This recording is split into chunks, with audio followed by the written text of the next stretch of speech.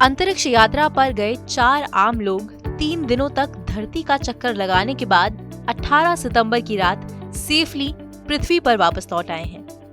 Elon Musk की company SpaceX ने पहली बार एक सिविलियन क्रू को स्पेस में भेजा था। ये दुनिया का पहला स्पेस मिशन था जिसमें आम लोगों को अंतरिक्ष भेजा गया था। इस मिशन को इंस्पिरेशन 4 नाम दिया गया। आज नो दिस के इस वीडियो में हम आपको इस मिशन के बारे में सब कुछ बताएंगे। जानेंगे मिशन इंस्पिरेशन 4 इतना खास क्यों है, मिशन के तहत स्पेस जाने वाले 4 लोग कौन हैं और आखिर इस मिशन का मकसद क्या है। इन सभी सवालों के जवाब के लिए जुड़े रहिए हमारे साथ। मिशन इंस्पिरेशन 4 की खासियत क्या है? इस मिशन के तहत 4 मेंबर्स ने 3 दिनों के लिए पृथ्वी के चक्कर लगाए और फिर फ्लोरिडा के पास अटलांटिक महासागर में लैंड किया। सबसे खास बात यह है कि इन चारों में से एक भी क्रू मेंबर पेशेवर अंतरिक्ष यात्री नहीं था। अर्थ के ऑर्बिट में जाने वाला ये पहला नॉन प्रोफेशनल एस्ट्रोनॉट्स का क्रू है। इन चारों यात्रियों को 16 सितंबर को ड्रैगन कैप्सूल पर सवार करके फाल्कन 9 रॉकेट से अंतरिक्ष भेजा गया था। इंस्पिरेशन 4 के क्रू मेंबर्स का इस अंतरिक्ष यान को उड़ाने में कोई रोल नहीं था और स्पेसक्राफ्ट को जमीन से ही ऑपरेट किया गया। इन क्रू मेंबर्स ने पृथ्वी की सतह से 357 मील ऊंचाई पर स्पेस में 3 दिन गुजारे। ये साल 2009 के बाद पहली बार है कि इंसान इतनी ऊंचाई पर गया और 3 दिन बाद ये स्पेसक्राफ्ट सेफली पृथ्वी पर लैंड हुआ। यात्रियों को रिसीव करने के लिए स्पेसएक्स के बोट खड़े थे। चारों यात्री मुस्कुराते हुए कैप्सूल से बाहर निकले। सभी की मेडिकल जांच हुई।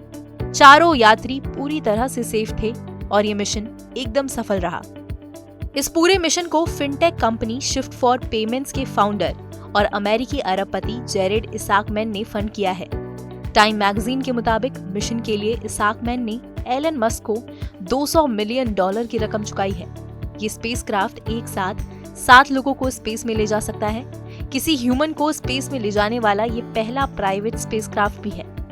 बता दें, जिस स्पेसक्राफ्ट से ये चारों यात्री अंतरिक्ष में गए थे वो एक साथ 7 लोगों को स्पेस में ले जा सकता है। किसी ह्यूमन को स्पेस में ले जाने वाला ये पहला प्राइवेट स्पेसक्राफ्ट भी है।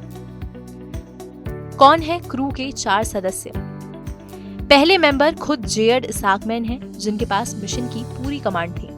38 साल के इसाकमैन एक प्रोफेशनल पायलट हैं और अपनी पायलट ट्रेनिंग कंपनी के जरिए अमेरिकन एयरफोर्स के पायलट्स को ट्रेन भी करते हैं।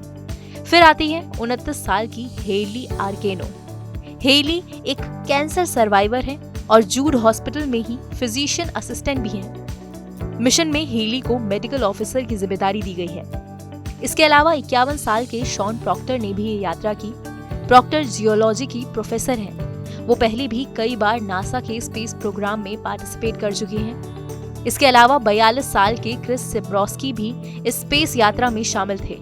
वो अमेरिकी एयरफोर्स के पायलट रह चुके हैं। अभी वो एरोस्पेस और लॉकहीड मार्टिन जैसी कंपनी के साथ काम कर रहे हैं। क्रू के इन सदस्यों को इसाकमैन ने प्रतियोगिता के जरिए चुना है।